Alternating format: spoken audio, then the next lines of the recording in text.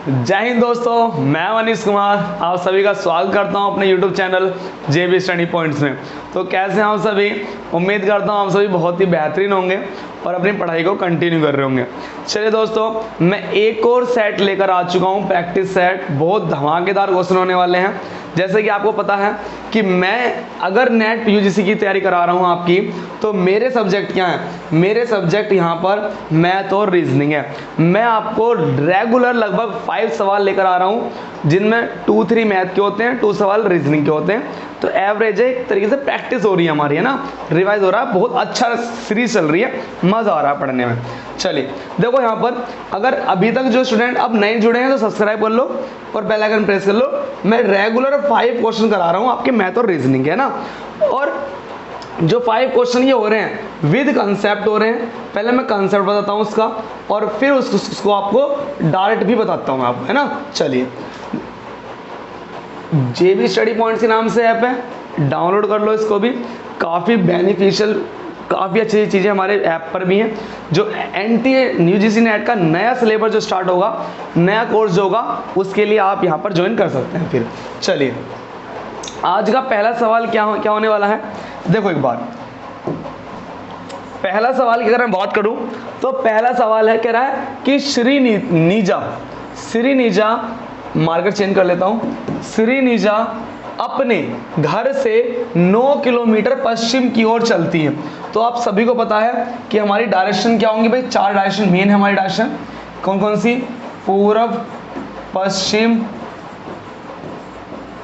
उत्तर और दक्षिण।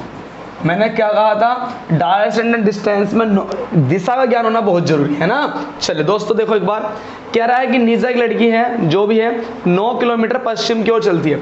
तो आपको हमेशा उसको स्टार्टिंग में यहाँ बिठा देना है। तो यहाँ से चलाओ आप। चलिए, निजा यहाँ थी, कहाँ थी निजा? निजा यहाँ पर है ना। चलिए, तो निजा यहाँ है, वो 9 किलोमीटर पश्चिम में चलती है। कितना किलोमीटर? 9 किलोमीटर कहाँ चलती है? पश्चिम में चलती है। कोई बात नहीं, चला दो, और नहीं चलेगी तो मुझसे बता देना। चलिए, फिर कह रहा है, फिर दक्षिण की ओर मुड़ी और 11 किलोमीटर वह चली। चलिए, अब दक्षिण का होगा, बोलो। पूर्व, पश्चिम, उत्तर, दक्षिण। दक्षिण में नीचे, तो वो 11 किलोमीटर चली नीचे की ओर। कितने किलोमीटर चली भाई? 11 किलोमीटर। चलिए, फिर देखो, फिर वह पूर्व की ओर 13 किलोमीटर चली। अब बोलो, पूर्व, पश्चिम, उत्तर, दक्षिण। तो पूर्व इस साइड हुआ ना। चलिए, तो पूर्व किधर गई भाई? यहाँ तक गई, तो कितना हो गया? 9 किलोमीटर। यहाँ से यहाँ तक गई तो कितना हो गया भाई? ये खुद ही दिमाग में आना चाहिए। 9 किलोमीटर तो यहाँ हो गया, लेकिन वो टोटल कितना चले गई भाई? 13 किलोमीटर चले गई, पूरा 13। तो 9 हो गया। अब 4 और चला दो। कितना चला दो भाई? 4 और चला दो। कितना चला दो? 4 किलोमीटर और चला दो, फिर वो टोटल कितना चल जाएगी? 13 किलोमीटर चल जाएगी, जो हिसाब से कहा। चलिए भाई, फिर बोलो आगे क्या हुआ? फिर ये हुआ कि अंत में, अब लास्ट कंडीशन, अंत में पश्चिम की ओर 4 किलोमीटर चली। तो बताओ, यहाँ पे है हो तो पूर्व, पश्चिम। पश्चिम की तरह का इधर, तो कितना चली? 4 किलोमीटर पूर्व में चली। और जब 4 किलोमीटर पूर्व में आएगी तो वापस आ रही है, 4 किलोमीटर। तो यहाँ पर आ गई वो। निजा अब कहाँ पर है? निजाब यहाँ पर है। निजाब यहाँ पर है। प्रारंभ में कहाँ थी? यहाँ पर। तो वो हमसे ये कहना चाह रहा है कि, क्या पूछ रहा है कि निजा अपनी प्रारंभिक स्थिति से कितनी दूर है। यह है इसकी प्रारंभिक स्थिति। प्रारंभिक स्थिति हो गई इसकी। तो अपनी प्रारंभिक स्थिति से वो अब कितनी दूर है? तो बताएंगे सर, यहाँ से अगर मैं बात करूँ तो ये अपनी प्रारंभिक स्थिति कितना भाई? 11। ये 11, तो ये भी कितना? 11। तो अपनी प्रारंभिक स्थिति से वो 11 किलोमीटर दूर है। क्या है मेरे भाई? वो 11 किलोमीटर, इस समय वो 11 किलोमीटर दूर है। तो ये डायरेक्शन डिस्टेंस के सवाल बहुत आसान हो जाते हैं जब हमें डायरेक्शन की नॉलेज होती है। बहुत आसान हो जाते हैं नॉलेज होती है। चलिए, एक और क्वेश्चन की ओर बढ़ता हूँ। देखिए, इस क्वेश्चन में क्या कहा हमसे कि जो पेन है, पेन की कोडिंग ये है आपकी। तो देखते हैं एक बार भाई। अब मैंने कहा था, जो कैपिटल लेटर होंगे उनको ऊपर लिखना, जो डिकोड करके आया उसको नीचे लिखना। तो भैया पेन है, पेन की कोडिंग क्या है? पेन की कोडिंग है 17, 7 और 7। 3 भाग में ब्रेक कर लिया मैंने। फिर पूछ रहा है तो कैप की कोडिंग क्या होगी? तो कैप की कोडिंग के लिए क्या होगी, चलो देखते हैं एक बार। यहाँ देखते हैं क्या रिलेशन बना। रिलेशन देखो मेरे भाई, पी आता है हमारा कौन सा नंबर पर, 16 नंबर पर, ई आता है 5 नंबर पर, एन आता है 40 नंबर पर। तो कितने की वृद्धि हुई यहाँ पर, एक की। 16 के बाद 17, 5 के बाद क्या आ गया यहाँ 7, तो प्लस 2 की वृद्धि हुई। 14 से क्या आ गया 17, 3 जोड़ दिया, तो क्या हो रहा, 3 की वृद्धि हो रही है। कैसे, पहले 1 की, फिर 2 की, फिर 3 की। बताओ सी आता है 3 नंबर पे, 1 नंबर है, पी आता है 16 नंबर पर। चलिए तो यहाँ होगी 1 की वृद्धि, मतलब 4 आएगा, 1 की वृद्धि होगी यहाँ 2 आएगा, 16 के बाद क्या आएगा 17 आएगा। तो हमारा आंसर आएगा 4217। 4217 इज माई राइट आंसर। 42, 16 में 3 जुड़ेंगे तो लगभग 19 आएगा हमारा। तो ये हमारा बेस्ट आंसर होगा 4219। 4219 इज माई राइट आंसर। और पहले वाले का आंसर क्या होगा, 11 किलोमीटर। पहले वाले का आंसर है हमारा 11 किलोमीटर। तो चलिए दोस्तों, 2 क्वेश्चन हो चुके हैं, देख लीजिए एक बार और इसे। तो जब भी क्वेश्चन आएंगे तो आप इनकी अल्फाबेट सीरीज लिख लो, इनकी प्लेस वैल्यू लिख लो, प्लेस वैल्यू से कंपेयर कर लो, चल जाएगा पता। बहुत सिंपल सीक्वेंस बनी हुई है। और देखो ऐसे ही आपके एग्जाम में पूछे गए क्वेश्चन। ये कुछ अच्छा क्वेश्चन है, देखिए एज रिलेटेड क्वेश्चन है, ये एज चैप्टर से है। तो मैं इसे आपको बहुत मेहनत करने वाला हूँ इस कंसेप्ट को बताने में। कुछ ब्रेक करके बोली गई है बात, कह रहा है जो ए है वो बी से 25 वर्ष छोटा है। जैसे मैं कह लगूँ, एग्जाम्पल ले लो, अगर एक बात कर रहा है ए की, एक कर रहा है बी की, तो कह रहा है जो ए है ना वो बी से छोटा है। बी से क्या है, छोटा है। ये कितना छोटा है भैया, 25 साल, 25 वर्ष क्या ये छोटा है। तो सर कुछ एग्जाम्पल से बताओ। मैंने कहा एग्जाम्पल ही रहा, अगर मान लो इसकी एज है 50 वर्ष, तो ये क्या है 25 वर्ष क्या है ये कम, तो कितना हो जाएगा, ये 25 साल का होगा। मैं कह रहा हूँ अगर ये 65 वर्ष का है, अगर ये 75 वर्ष का है, तो मुझे बता भाई ये कितना होगा, 50 वर्ष का। कुछ ऐसा कहना चाह रहा है, इसका हम यूज कर लेंगे, हमारे ब्रेन में इमेज बन गई। कह रहा है 15 वर्ष बाद बी की आयु सी की आयु की 2 गुनी है। तो मेरे भाई अब जरा ध्यान देखना, ये हमारे लिए मेन बात है। ये तो आंसर बताएगा, लेकिन मेन हेडलाइनिंग क्या है, ये है 15 वर्ष बाद। 15 वर्ष बाद की बात कर रहा है पहले, कि बी की आयु सी की आयु की 2 गुनी है। कितनी है, 2 गुनी। ये लाइन बड़ी अच्छी है। फिर आगे देखो, कह रहा बी की वर्तमान आयु सी की आयु की 3 गुनी है। फिर कह रहा वर्तमान आयु की बात कर रहा है। चलिए कितनी कह रहा, 3 गुनी कह रहा है। तो ध्यान देखना मेरे भाई। अब देख, जब भी पेपर में ऐसे सवाल आएंगे तो आप क्या करना, सबसे पहले आप लिखना यहाँ पर प्रेजेंट। ठीक है भाई, प्रेजेंट मतलब वर्तमान लिखना। पहले आप क्या लिखना, वर्तमान लिखना। और वर्तमान से तुम इधर जाओगे तो कहाँ जाओगे, पूर्व। पूर्व मतलब पहले की बात होगी यहाँ पर, और सिंबल आएगा माइनस का। घटा देंगे कोई बात नहीं। मेरी उम्र 5 साल पहले क्या थी, मैं कहूँगा भाई आज मेरी उम्र 20 साल है, तो पहले कितनी होगी मेरी उम्र, 5 वर्ष पहले। तो घटाएगा ना 5 वर्ष, तो 15 होगी, घटा देंगे पहले। अगर आएगा बाद, क्योंकि बाद वर्ड यूज हुआ ना इसमें, ये रहा देखो बाद, तो मैं इसलिए बताना चाह रहा हूँ इसे।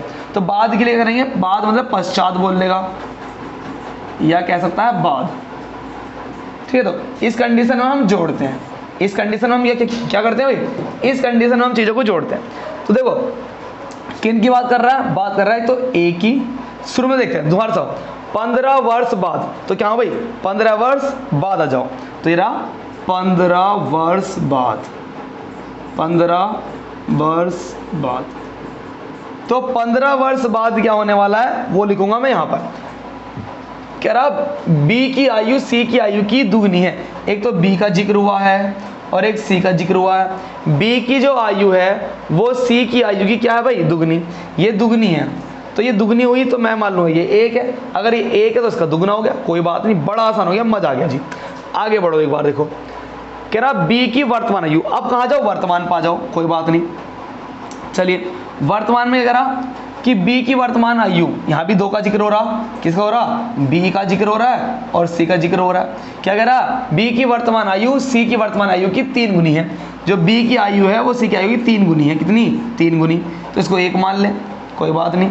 चलिए, तो ये समझ में आया। ये लगो मैंने कुछ रेशो बना दिया आपके सामने। क्या बना दिए मैंने आपके सामने? कुछ रेशो बना के दिखाए। कह रहा है 15 वर्ष बाद तो क्या है बी 2 गुना, लेकिन वर्तमान में कितना है 3 गुना। तो यही हमसे पूछ रहा है। अब पूछा क्या, हमसे पूछा कि ए की वर्तमान आयु क्या है, ए की वर्तमान आयु क्या है, ये हमसे पूछा है।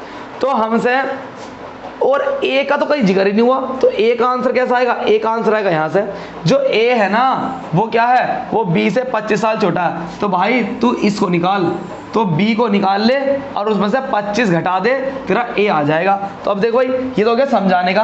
अब मैं सिखाऊंगा इस सवाल बाबू होगा कैसा। ये प्रैक्टिकल सब्जेक्ट, प्रैक्टिकल ये होगा कैसा है वो देखने के भाई एक बार। इसके बाद छोटा कर देता हूँ थोड़ा सा।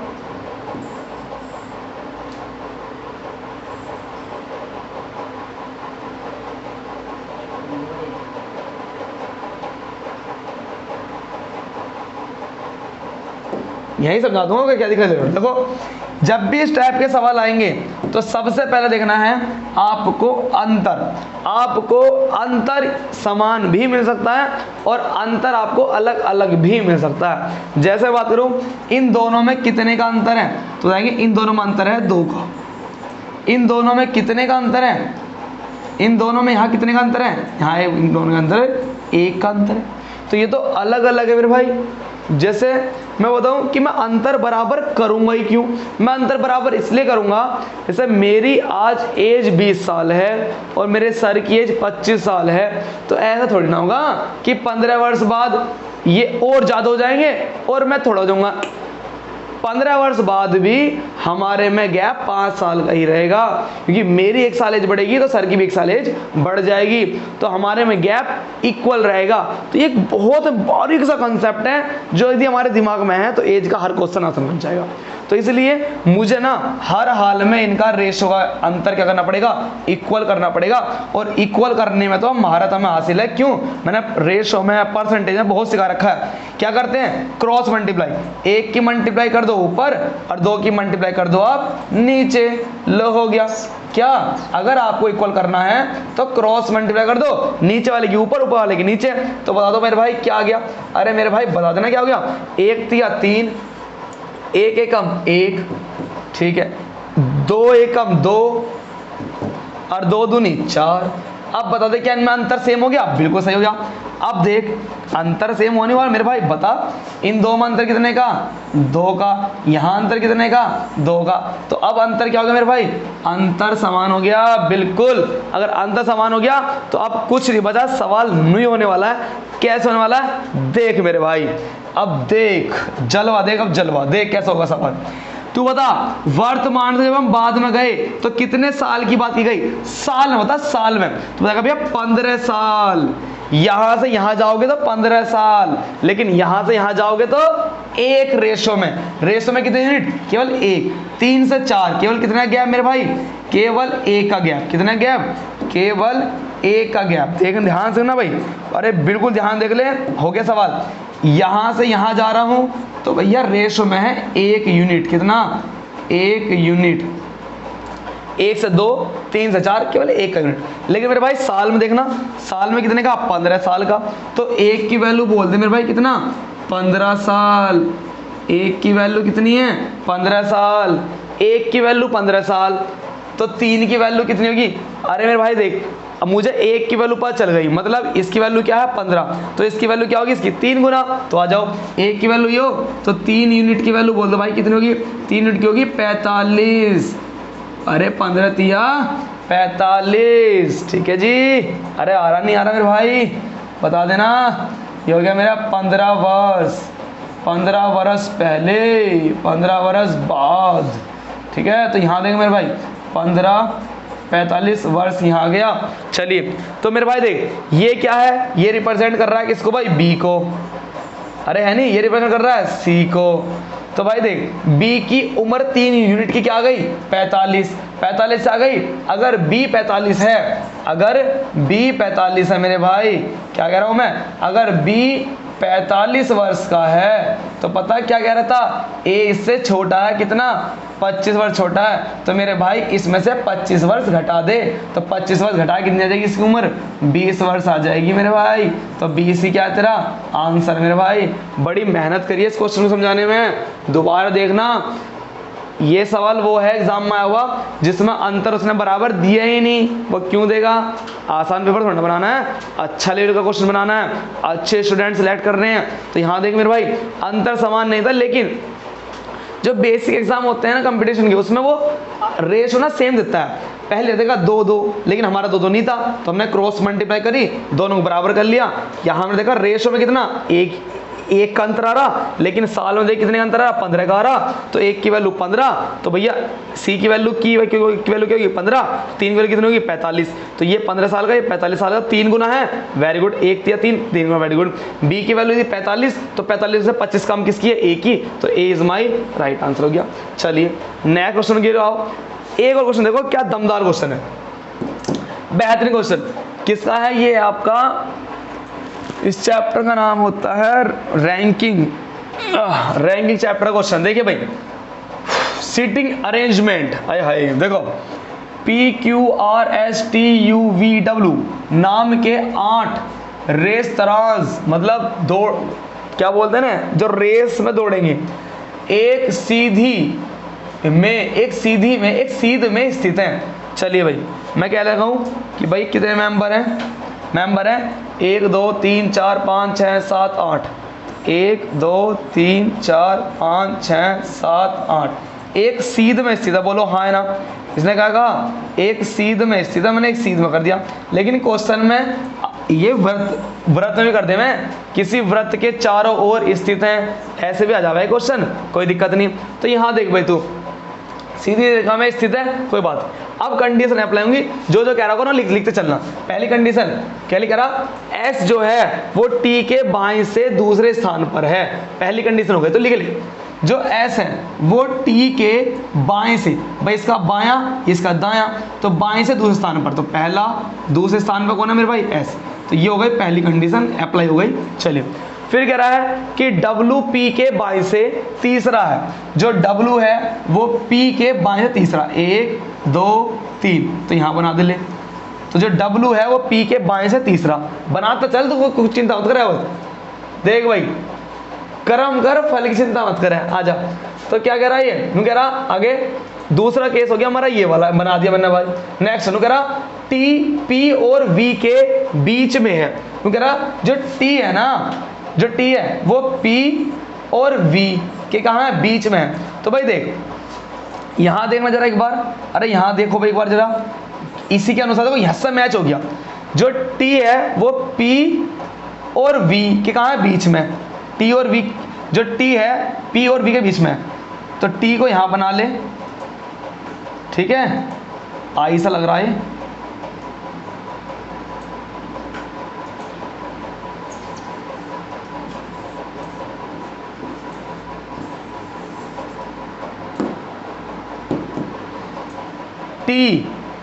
P और V के बीच में है, तो एक काम करेंगे, हम बना लेते हैं, जो T है वो P और V के बीच में, ये भी लग सकता है, जो T है वो P और V के बीच में, इनमें से कोई सा भी लगा लेंगे, कोई दिक्कत नहीं है, सब लगाते चल रहे। नेक्स्ट आओ, कह रहा है कि जो S है S V के बाएं से तीसरा है, S V के बाएं से तीसरा। अरे V देख रहे हो, इसके अनुसार देखो, अगर मैं T को यहाँ रखता हूँ, T को मैंने यहाँ रखा, T जो है वो P और V के बीच में है, तो P यहाँ हो गया, T यहाँ हो गया। अगर मैं V को यहाँ बनाने लगूँ तो क्या आएगा, जो T है वो P और V के बीच में है, कोई बात नहीं, कोई बात नहीं, सही है भाई। अब देखो आगे, मैंने किसको फॉलो किया, मैंने इसको फॉलो किया, इसके अनुसार बनाया मैंने। लू कह रहा जो S है वो V के बाएं से तीसरा है, जो S है वो V के बाएं से तीसरा है, V का बाएं तीसरा। तो भाई S हमारा ये रहा, T के बाएं से S, V के बाएं से, V का बायां क्या होगा भाई, V के बाएं से तीसरा तो बैठ नहीं रहा, क्योंकि T के एक दूसरे स्थान पर आ, और T के एक दूसरे स्थान पर W आ गया, ये तो गलत हो गया, तो भैया ये नहीं आएगा मेरे भाई। तो एक काम कर, अब ये नहीं आएगा, ये कंडीशन हो गई तेरी फेल, ये तो हो गई तेरी फेल। तो इसको लेके चल, अब तू कैसे लेके चलेगा, टी जो है टी को बना यहाँ और वी को बना ले मेरे भाई यहाँ। तो क्या बन गया, जो टी है वो पी और वी के कहाँ है, बीच में। बिल्कुल सही बात लग गई। चलिए तो ये तो कंडीशन फेल हो गया, हटाते चला। आ जाओ देखो, एस वी के बाएं तीसरा, जो एस है वो वी के बाएं तीसरा। देखो भाई आएगा भी तीसरा, देखो यहाँ है वी, तीसरा बना 1 2 3, यहाँ गया तेरा एस, जो एस है वो वी के बाएं से तीसरा 1 2 3, सही बात है। और देख ले टी के जो है दूसरा 1 2, टी के हिसाब से टी के साथ दूसरा, तो अप्लाई हो गया सारी कंडीशन, ये भी अप्लाई हो गई और ये भी अप्लाई होगी, दोनों चीजें इसमें आ गई। चलिए आ जाओ, कह रहा है कि डब्लू यू के ठीक दाएं हैं। डब्लू जो है ना वो यू के ठीक दाएं हैं, तो यू को यहां बना दे, यू के ठीक दाएं क्या गया, तो डब्लू आ गया। चलिए आर पी के दाएं तीसरा है, आर जो है पी के दाएं, आर जो है पी के दाएं, पी के दाएं तीसरा, तो पी के दाएं चल तीसरा, पी एरा दाएं तीसरा ले 1 2 3, तो यहां बना दे क्या भाई तू आर, आर जो है वो पी के दाएं तीसरा 1 2 3, तो ये भी डन हो गया। चलो आओ ये भी डन हो गया, पी के दाएं तीसरा। तो कह रहा है अब देखो बचा कौन भैया, क्या था पी क्यू, क्यू नहीं बचा तो क्यू यहां आ जाएगा। चलिए कोई दिक्कत नहीं। तो बताओ P Q R S T U W सब हो गया। चलो पूछा, ये क्या पूछा मेरे भाई, पूछा ये क्या पूछ रहा कि एस के दाएं से, एस के दाएं से चौथे स्थान पर कौन है, एस के दाएं से चौथे स्थान पर देखो 1 2 3 4, चौथे स्थान पर कौन है आर, चौथे स्थान पर कौन है मेरे भाई, चौथे स्थान पर कौन है, चौथे स्थान पर है R, R is my right answer. Condition लगाते रहो, ये लगा देखी गलत बैठ रहा, ये लगाई तो सही बैठ रहा, कोई दिक्कत नहीं। चलिए भाई नेक्स्ट सवाल, आज का लास्ट सवाल ब्लड रिलेशन का। तो ब्लड ले चलता हूं तो मैं खून के रिश्तों में ब्लड रिलेशन,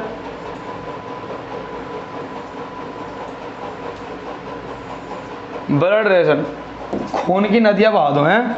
आ जाओ देखो, कह रहा है दया का जो भाई है ना अमित है, दया का भाई कौन है अमित, तो दया हो गया और दया का भाई है अमित, तो भाई को एक साथ बना, दया और दया का भाई, क्योंकि दया और दया का भाई क्या अमित, तो भाई बना दे, तो भाई बनाएगा तो ट्राइंगल में क्या यूज करेगा भैया, अगर मेल वर्ड यूज हुआ है तो मेल के लिए ट्राइंगल यूज करना, अगर फीमेल यूज हुआ है, अगर फीमेल की बात हो रही है, फीमेल की बात हो रही है तो सर्कल बना लेना, और भैया क्या लेके चलना, ट्री में चलना, जनरेशन लेके चलना, 1 2 3 पीढ़ी, फर्स्ट पीढ़ी, सेकंड पीढ़ी, थर्ड पीढ़ी, मैं पापा और दादा, ठीक है, मैं मम्मी नानी, ये लेके चलना मेरे भाई, बड़ों से छोटे की ओर लेकर चलना, ठीक है। जो एक ही जनरेशन के होंगे वो एक साथ, जो अलग अलग जनरेशन के होंगे ऊपर नीचे, और जनरेशन ऊपर नीचे, ऐसे लेके चलना मेरे भाई, ठीक है। चल देख भाई, दया जो है ना, दया का भाई ए है, तो जो भाई है इसलिए मैंने ट्रायंगल कर दिया, तो दोनों एक ही जनरेशन के हैं तो एक साथ रख लिया मैंने, कोई बात नहीं। सीखो, कह रहा है दया चंद्रा का बेटा है, जो दया है ना ये चंद्रा का बेटा है, तो बेटा क्या है, बेटा तो छोटा, चंद्रा बड़ी उम्र में, तो जनरेशन का गैप, तो भैया चंद्रा यहाँ बना ले, तो चंद्रा का क्या है ये, दया चंद्रा का बेटा है, तो ये भी बेटा, तो ट्रायंगल बना ले, ये बेटा है। चलो भाई ठीक है, आ जाओ, मतलब ये फर्स्ट जनरेशन की बात कर रहा है, ये सेकंड, भैया चंद्रा का बेटा है तो बेटा उसमें तो गैप होगा ना, चलिए कह रहा है विमल चंद्रा के पिताजी हैं, विमल जो हैं चंद्रा के पिताजी, चंद्रा के पिताजी और बड़ी जनरेशन में आएंगे, चंद्रा के पिताजी, विमल जो हैं वो चंद्रा के क्या है पिताजी, तो पिताजी है तो ट्रायंगल बंद कर दे भाई, मेल होंगे। आ जाओ, कह रहा कि अमित का विमल से क्या संबंध है, अमित का विमल से, जहां से कह रहा हूं से तीर मार दे मेरे भाई, तीर मार दे, ये कौन है तो बताएगा भैया, ये कौन है, अमित कौन है, विमला अमित, इनमें कॉन्सेप्ट पूछ रहा है, अमित का विमला संबंध बताओ कि अमित कौन है, किसका, विमल। देखो भाई इसका बेटा या बेटी एक जनरेशन, फिर और जनरेशन बताओ, तो क्या होगा, ये इसका पुत्र हुआ, ठीक है मेरे भाई। पुत्र का भी पुत्र हुआ तो किस जनरेशन में आएगा भाई, जब 2 जनरेशन होती है। दादाजी है मेरे भैया, नीचे जा रहे ऊपर की ओर आएंगे दादाजी तो, ठीक है। भाई होगा नहीं क्योंकि जनरेशन में गैप आ गया। क्या होगा, चाचा जी होने कि चाचा जी तो 1 जनरेशन में आएंगे ये बेटा।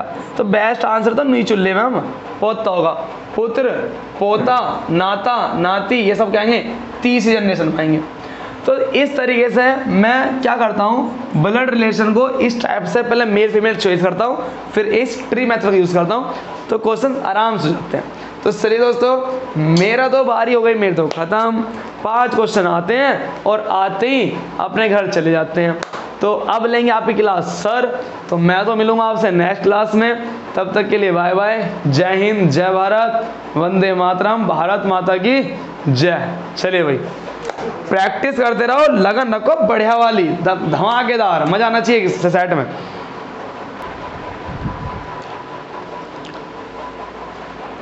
नमस्कार दोस्तों, JB स्टडी पॉइंट में आपका स्वागत है। दोस्तों अभी आप पढ़ रहे थे मनीष सर से, और मेरा नाम देव कुमार, PhD हिस्ट्री, 1 बार JRF 4 बार नेट पास। ठीक है, अब जो जितने भी बचे हुए सवाल हैं अब आपको हम कराएंगे। तो 6ठा सवाल आपके सामने, क्वेश्चन नंबर 6 है। दोस्तों क्वेश्चन नंबर 6 आपके सामने देखो, यहाँ वाई लैंग्वेज है। ठीक है, कुछ सवालों में जैसे कि प्रभावी संचार के लिए प्राथमिक घटकों में से एक है। दोस्तों देखो, प्रभावी संचार मतलब होता है इफेक्टिव कम्युनिकेशन।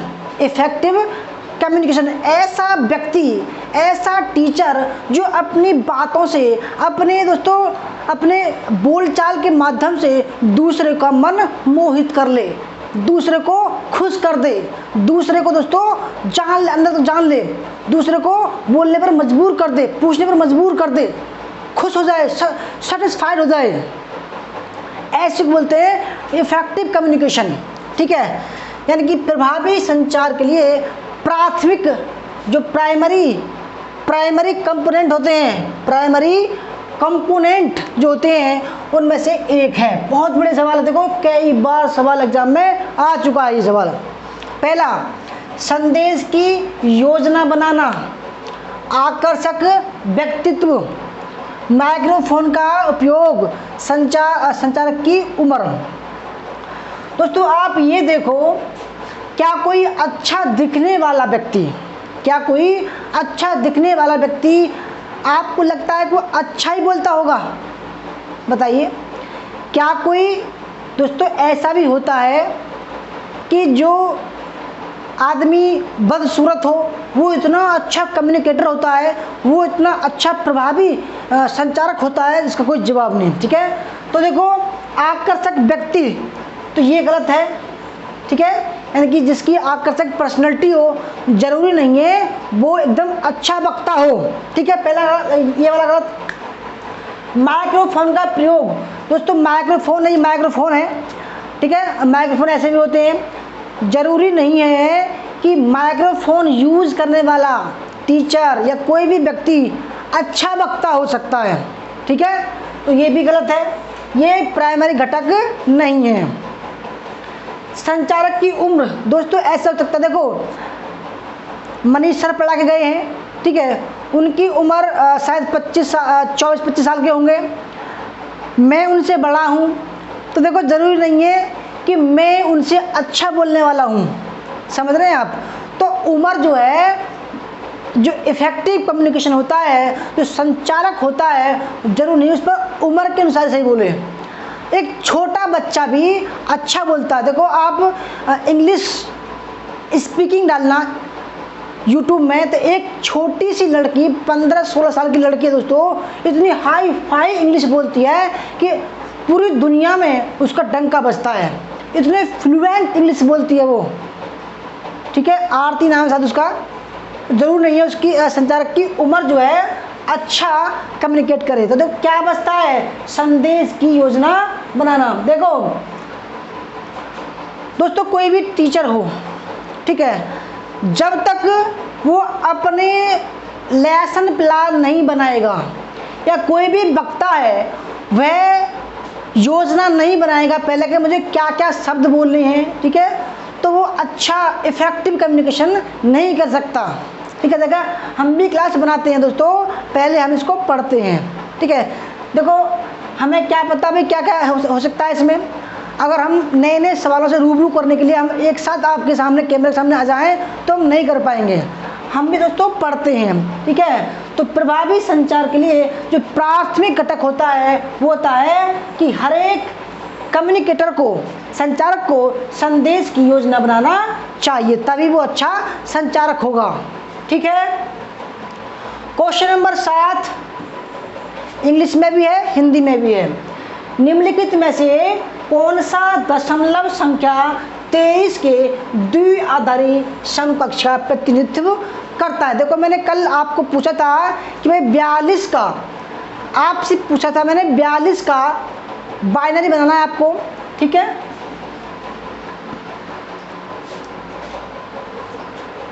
तो आपको इसमें मिल रहे हैं पूरे 40 सेकंड। ठीक है, यानी कि 23 का आपको क्या करना है, 23 क्या है, ये दशमलव संख्या है, इसको क्या करना है 0 और 1 की फॉर्मेट वाला बाइनरी में चेंज करना है, बाइनरी में। ठीक है, तो बाइनरी में आपको चेंज करना है, जिसको बोलते हैं द्विआधारी, यानी कि जिसके 2 आधार हो 0 और 1। देखो मैंने कल आपको बताया था कि भाई जब दशमलव संख्या से बाइनरी में चेंज करते हैं इसको बोलते हैं डेसिमल, डेसिमल टू बाइनरी। जब डेसिमल वाली संख्या को बाइनरी में चेंज करते हैं तो क्या करते हैं 2 से भाग करते हैं। अब 23 का 2 में भाग करो कितना होगा 11 दूनी 22, 11 दूनी 22।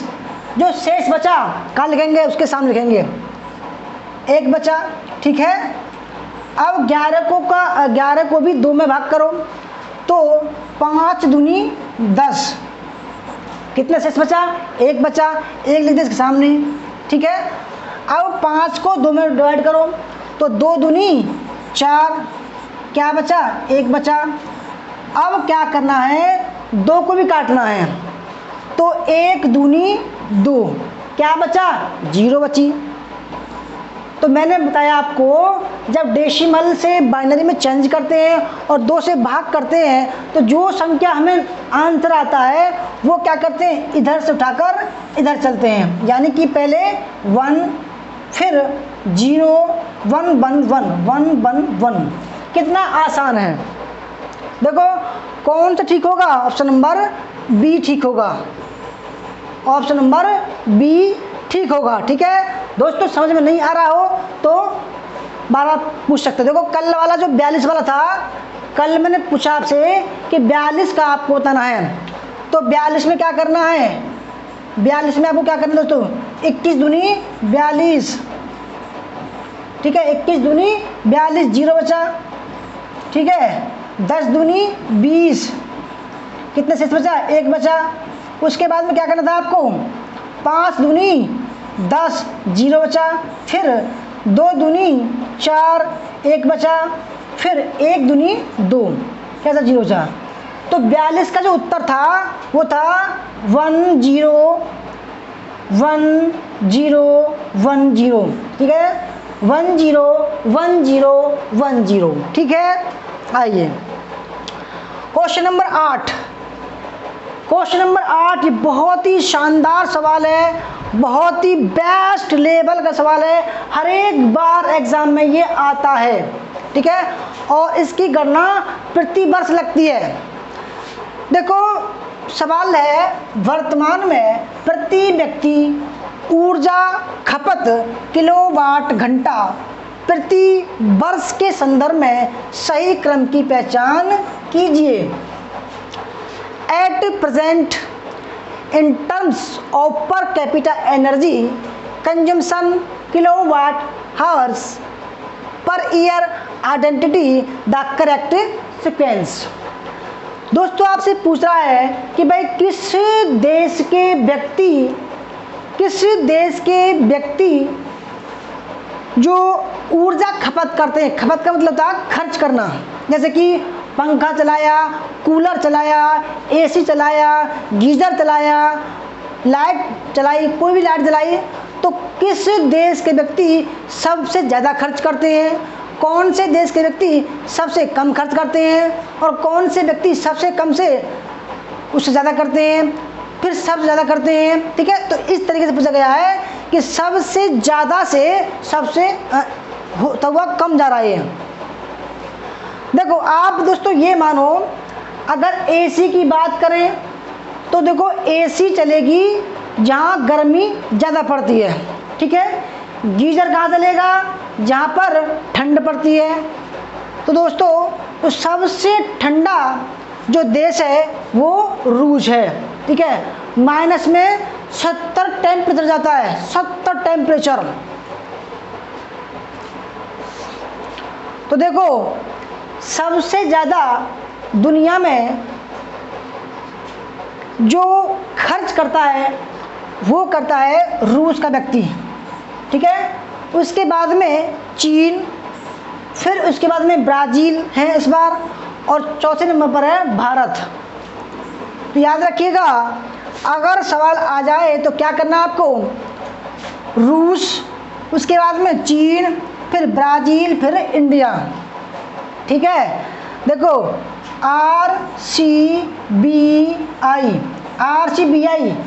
RCBI जो है दोस्तों, वो जो है क्रम है किसका, प्रति व्यक्ति एनर्जी खपत का। ऑप्शन नंबर इसका सी राइट आंसर हो जाएगा।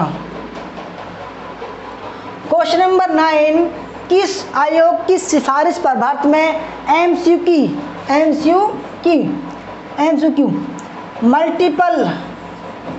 मल्टीपल चॉइस क्वेश्चन, यानी कि एग्जाम में मल्टीपल जो क्वेश्चन आते हैं वो किस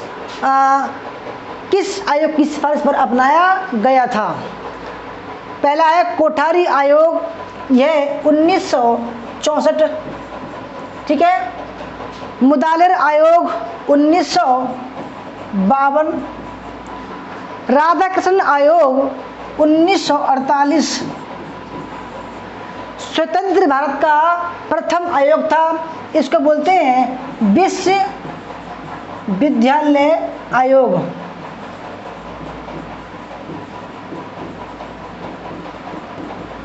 ठीक है, दूसरा विश्वविद्यालय आयोग, या इनमें से कोई नहीं।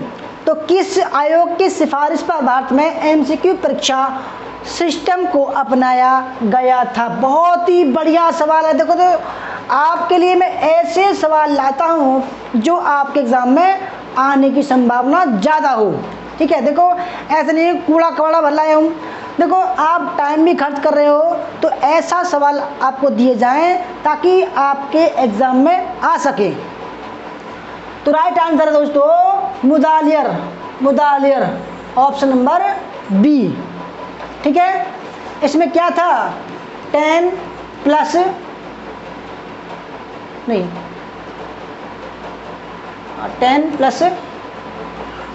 2 + 3 ये सिस्टम था इसमें।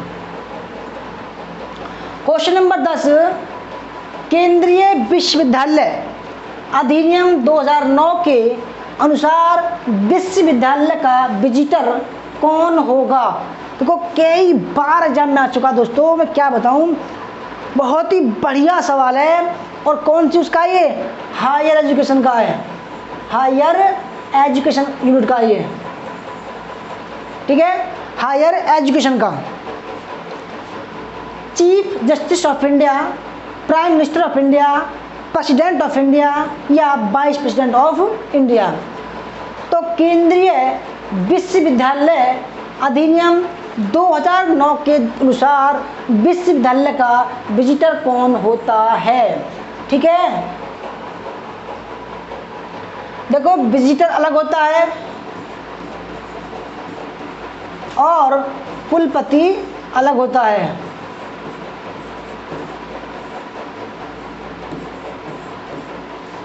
ठीक है, तो देखो केंद्रीय विश्वविद्यालय का जो विजिटर होता है वो होता है राष्ट्रपति। और कुलपति की बात करें तो केंद्रीय विश्वविद्यालय का जो कुलपति होता है वो वाइस प्रेसिडेंट उपराष्ट्रपति होता है उपराष्ट्रपति, याद रखिएगा उपराष्ट्रपति, ठीक है।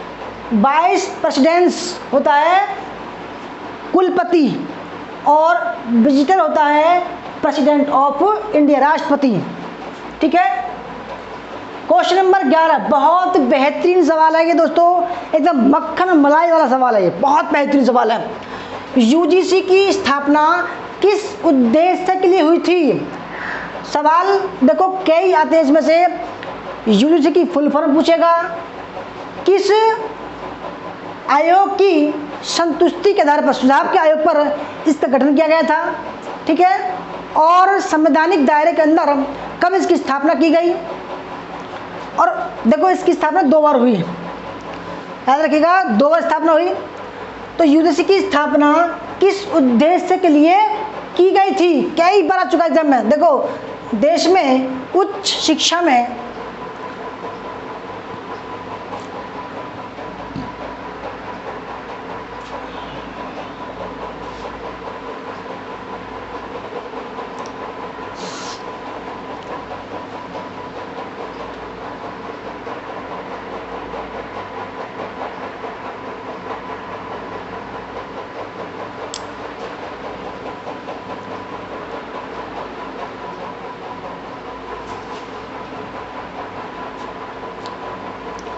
तो यूजीसी की जो स्थापना की गई थी दोस्तों, उसमें बी विश्वविद्यालय शिक्षा के मानकों का समन्वय, निर्धारण और देखभाल करना, ठीक है। उसके बाद में ऑप्शन नंबर डी विश्वविद्यालय और कॉलेजों को अनुदान का वितरण करना, सब्सिडी देना, ठीक है, याद रखिएगा।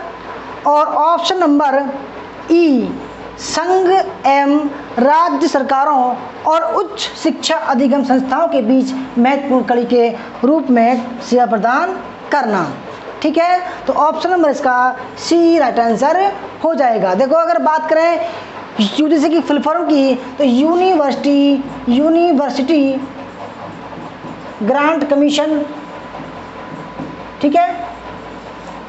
पहली बार इसकी स्थापना हुई थी 1953 में और दूसरी बार स्थापना इसकी 1956 में हुई थी। ये दोनों तारीख जो है वो एक साथ नहीं आ सकती कभी भी। क्वेश्चन नंबर 12 निम्नलिखित में से किस प्रकार के प्राकृतिक खतरों में मनुष्य को नुकसान पहुंचाने की सबसे अधिक संभावना है? देखो ये सवाल है जन एवं एनवायरनमेंट का, पर्यावरण का, एनवायरनमेंट का, ठीक है, जन एवं पर्यावरण का यूनिट सवाल है ये। किस प्रकार के प्राकृतिक खतरों में मनुष्य को नुकसान पहुंचाने की सबसे अधिक संभावना है? क्या भूकंप से, क्या जंगल की आग से, क्या जलवायु विस्फोट से, ज्वालामुखी या सूखा और बाढ़ से? देखो राइट आंसर है ड्रॉट एंड फ्लड्स। सूखा और बाढ़ से मनुष्य को सबसे ज्यादा जो है नुकसान होता है। क्वेश्चन नंबर 13 है मानव संसाधन विकास मंत्रालय, ठीक है, यानी कि एचआरडी, ह्यूमन रिसोर्स डेवलपमेंट, और इसका नाम रख दिया है ministry of human resource development, MHRD. Shri Ram Nath Kovind ji जो राष्ट्रपति थे उन्होंने एचआरडी का नाम बदलकर एमएचआरडी कर दिया गया है, ठीक है। तो मानव संसाधन विकास मंत्रालय में कौन कौन शामिल है? पहला है प्रारंभिक शिक्षा और साक्षरता विभाग, दूसरा माध्यमिक शिक्षा और उच्च शिक्षा विभाग, तीसरा महिला एवं बाल विकास विभाग या उपरोक्त सभी। देखो दोस्तों अगर बात करें भाई इसके प्रथम अध्यक्ष कौन थे तो मौलाना अबुल कलाम थे, मौलाना अबुल कलाम। मौलाना आज़ाद, सॉरी मौलाना आज़ाद, मौलाना आज़ाद, कलाम आज़ाद। और देखो अगर वर्तमान की बात करें तो श्री धर्मेंद्र प्रधान जी हैं, धर्मेंद्र प्रधान, ठीक है, याद रखिएगा। देखो MHRD के अंतर्गत पहला भी ठीक आता है, दूसरा भी आता है, तीसरा भी आता है, तो राइट आंसर हो जाएगा ऑप्शन नंबर डी। याद रखिएगा, ये सवाल कई बार आ चुका है, बहुत महत्वपूर्ण है। क्वेश्चन नंबर 14, संप्रेषण आमतौर से किसके साथ प्रारंभ होता है? संप्रेषण, देखो संप्रेषण होता क्या है? संप्रेषण मतलब होता है कम्युनिकेशन, यानी कि संचार। तो पहला है भ्रामक विचारों से, अर्थ विषयक ध्वनि से, तीसरा आशंका से, या मन मस्तिष्क में चित्र से। संप्रेषण आमतौर से किसके साथ प्रारंभ होता है? दोस्तों देखो इसका एक स्टेप होता है, यानी कि एक तो था सेंडर यानी कि भेजने वाला, फिर वो अपने विचारों को क्या करता है? एनकोड करता है, एनकोड।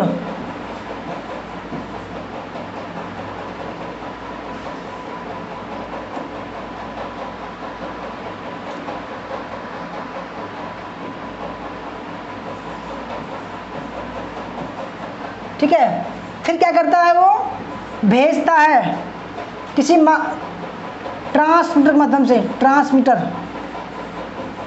यानी कि देखो अगर इंसान है तो हवा के द्वारा जाएगा, है ना। फिर एक रिसीवर होगा, रिसीवर कोई स्टूडेंट हो सकता है, कोई भी हो सकता है, वो क्या करेगा? डिकोड करेगा उस बात को जो सामने वाले ने भेजा है कि भाई क्या कहना रहा। फिर क्या करेगा? ये फीडबैक देगा, इसको क्या देगा? फीडबैक। देखो मैं हूँ, मैं बोल रहा हूँ, यानी कि एनकोड कर रहा हूँ मैं। फिर यूट्यूब के माध्यम से आप जो है ये जो पढ़ाया हुआ आपके पास जा रहा है, आप रिसीवर हो, ठीक है, आप आंखों से देख रहे हो, फिर इसको समझ रहे हो और क्या कर रहे हो? आप डिकोड कर रहे हैं, फिर आप कमेंट कर रहे हो, रिप्लाई कर रहे हो, तो ये क्या है? फीडबैक है। तो फ्रेंड्स क्या होगा? मन में, मस्तिष्क में चित्र क्या होगा दोस्तों? ये होगा, इसके साथ में प्रारंभ होता है, ठीक है। देखो ये कम्युनिकेशन प्रोसेस है। जैसे कि स्टेप 1 क्या होता है? सेंडर, सेंडर के दिमाग में एक आइडिया आता है, वह आइडिया को सेंड करता है, एनकोड करता है कि मुझे किस तरीके से इसको बोलना है। देखो मैं अगर नहीं बोलूं, मैं चुप हो गया, मैं अगर चुप हो गया तो आपके पास में कुछ नहीं पहुंचेगा। मैं बोल रहा हूं, ठीक है, मेरा दिमाग एनकोड कर रहा है, ट्रांसलेट कर रहा है दोस्तों, ठीक है, यानी कि जो मैं बोल रहा हूं वो आवाज़ के माध्यम से आप तक पहुंच रहा है, ठीक है, आवाज़ के माध्यम से निकल रहा है, मेरे द्वारा जो बोलने वाले शब्द हैं। अब क्या हो रहा है कि ट्रांसमिट, यानी कि किसी चैनल के माध्यम से आप तक ये आवाज़ जा रही है मेरी, और चित्र भी जा रहा है। फिर आप क्या हुए? आप जो हमारी क्लास को कर रहे हो, आप हो गए रिसीवर, ठीक है। आँख जो है आपकी देख रही क्लास को, और जो आपका दिमाग है वो दोस्तों क्या कर रहा है? वो इस चित्र को डिकोड कर रहा है, जो मैं बोल रहा हूँ डिकोड कर रहा है। अगर मैं दोस्तों ऐसी भाषा बोलूँ जो आपके समझ में नहीं आए तो क्या होगा? तो दोस्तों वो स्टेप जो है बेकार हो जाएगा, कम्युनिकेशन प्रोसेस जो है खराब हो जाएगा। तो दोस्तों आपका दिमाग जो है डिकोड नहीं कर पाएगा, तो ये जो स्टेप है वो टूट जाएगा। जब आप रिसीवर डिकोड कर रहे हो तो आप कमेंट के माध्यम से क्या कर रहे हो? फीडबैक दे रहे हो, ठीक है, फीडबैक दे रहे हो। जो किसको पता चल रही है दोस्तों? वो मुझे पता लग रही है, ठीक है, मुझे। अगला सवाल, CPS निम्नलिखित में से किसका संक्षिप्त रूप है? CPS। पहला है कंप्यूटर प्रोग्राम सॉफ्टवेयर, दूसरा कंट्रोल प्रोसेस सॉफ्टवेयर, तीसरा साइबर फिजिकल सॉफ्टवेयर, और चौथा है साइबर फिजिकल सिस्टम। देखो ये नया सवाल है, एकदम लेटेस्ट सवाल है, इसलिए लेकर आया हूँ मैं। CPS ये सवाल आ सकता है। देखो नॉर्मल चीज़ें फुल फॉर्म आती रहती हैं, परंतु जो नया होता है, कुछ लेटेस्ट होता है, वो ज़रूर आपके एग्जाम में आता है। तो CPS का जो फुल फॉर्म है वो साइबर, ठीक है, फिजिकल सिस्टम होता है। ठीक है, option number D. Question number 16 है, निम्नलिखित में से किस विश्वविद्यालय में वर्ष 1962 में पत्राचार पाठ्यक्रम की शुरुआत की गई थी?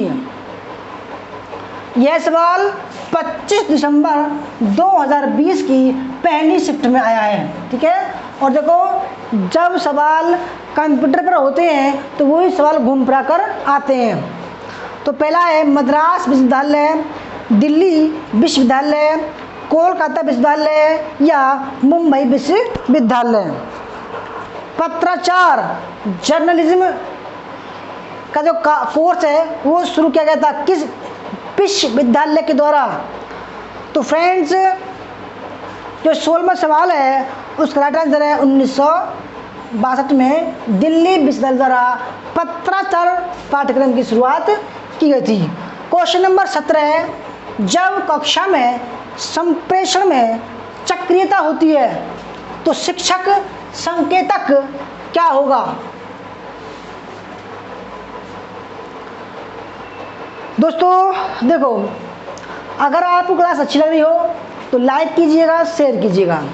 सवाल को समझो, जब कक्षा में यानी कि क्लासरूम कम्युनिकेशन हो रहा है, सामने जैसे बच्चे बैठे हैं, सामने बच्चे बैठे हैं, ठीक है, देखो यहाँ टीचर है, टीचर, यहाँ बच्चे बैठे हैं,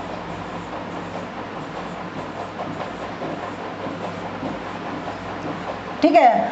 अब क्या हो रहा है, ये जो टीचर है पढ़ के आया है भाई, लेसन प्लान बना के आया है। अब क्या है, इसके ये सेंडर हो गया, ठीक है। अब जो उसको पढ़ाना है वो ये एनकोड करके पढ़ाएगा।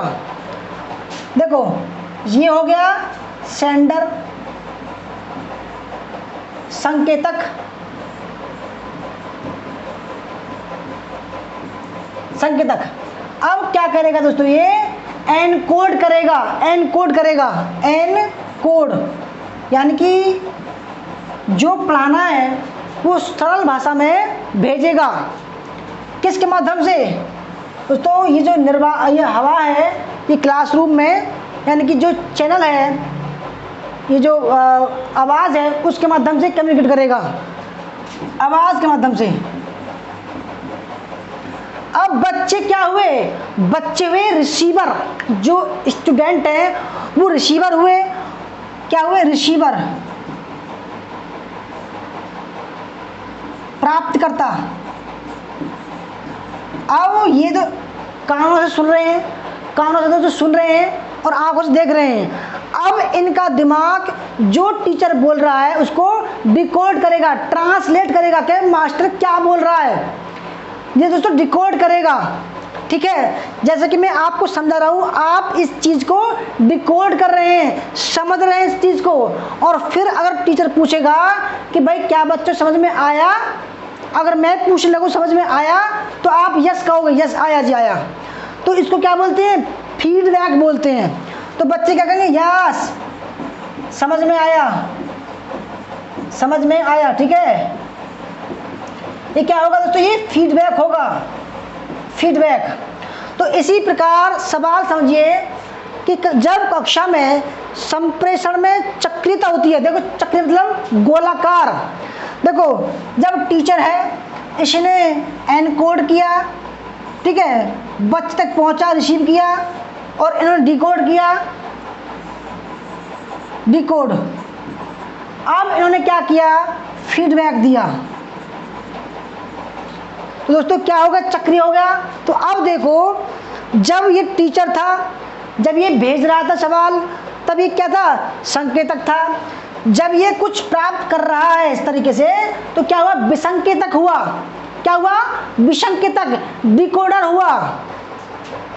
तो फ्रेंड्स क्या हो गया दोस्तों, सक्रिय विसंकेतक हुआ, एक्टिव डिकोडर हुआ, क्योंकि ये बच्चों की बातों को समझ रहा है। अगर बच्चा पूछ लगे सर ये बताओ ऐसे हुआ तो ऐसे क्या होगा, कोई सवाल पूछ लगे तो क्या होगा, टीचर सुनेगा, समझेगा। ठीक है, आगे बढ़ते हैं। देखो दोस्तों, factor of effective classroom communication, यानी कि क्लासरूम कम्युनिकेशन, ठीक है, का जो प्रभाव है उसके फैक्टर अफेक्टिंग जो कारक हैं वो देखते हैं। जैसे कि use of best teaching strategy, यानी कि नए नए प्रयोग जो हैं उसके जो बेस्ट प्रयोग हैं उसको शामिल करना चाहिए उसको।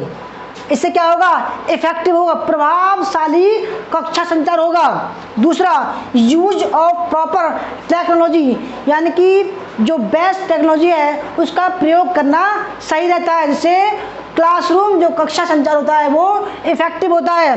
तीसरा, इफेक्टिव यूज ऑफ फीडबैक, यानी कि अगर बच्चे समझ रहे हैं तो फीडबैक वो जरूर देंगे। अगर फीडबैक अच्छा आ रहा है दोस्तों, देखो आप भी खुश होगे अगर टीचर होगे तो, और मैं भी खुश हूँगा अगर जब आप फीडबैक देते हो। ठीक है दोस्तों, आज से आप फीडबैक जरूर देना। ये क्लास कैसी लगी, अच्छी लगी तो लाइक करना, शेयर करना। देखो मैं सब कहते हैं तो वो फीडबैक पूछता है टीचर।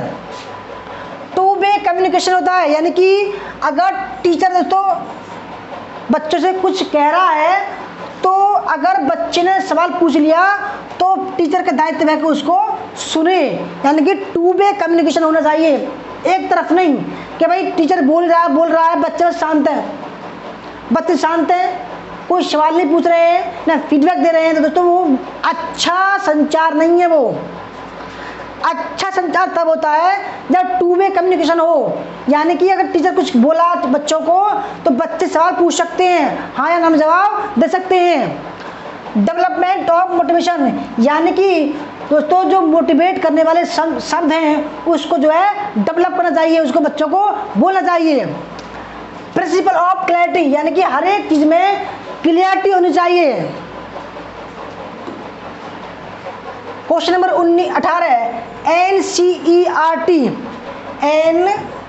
NCERT इसकी फुल फॉर्म बताइए, इसकी फुल फॉर्म आप कमेंट करके बताइए। सवाल देखते हैं, NCERT ने किस अनुसंधान से स्कूलों में कार्यरत शिक्षकों को अवगत कराया है। बहुत ही बढ़िया सवाल है, बिल्कुल लेटेस्ट सवाल है ये, अभी NCERT ने किया है, एक शोध किया है जिसके द्वारा टीचरों को कुछ बताया गया है। कौन सा शोध है वो, ठीक है, आपके सामने चार ऑप्शन है, व्यावहारिक, ऐतिहासिक, मौलिक या क्रियात्मक।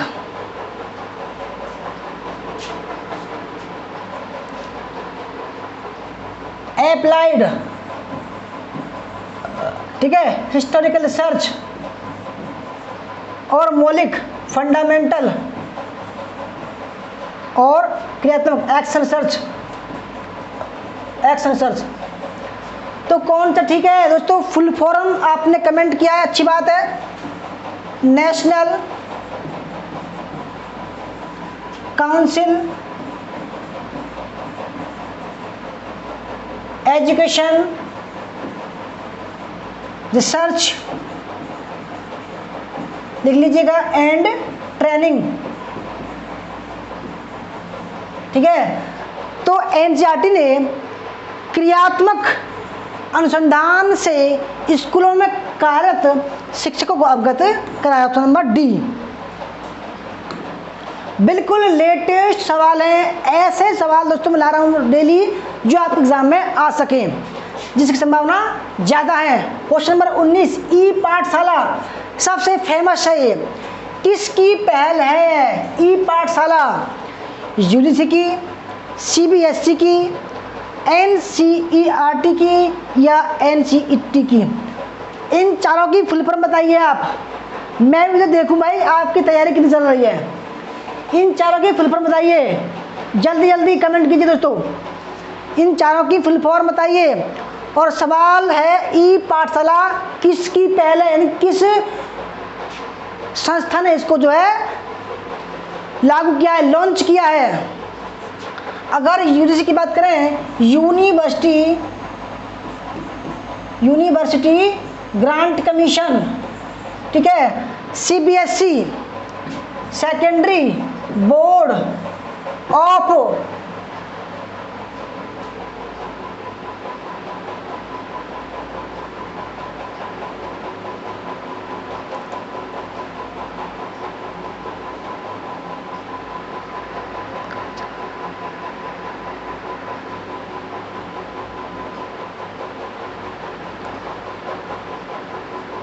Secondary board of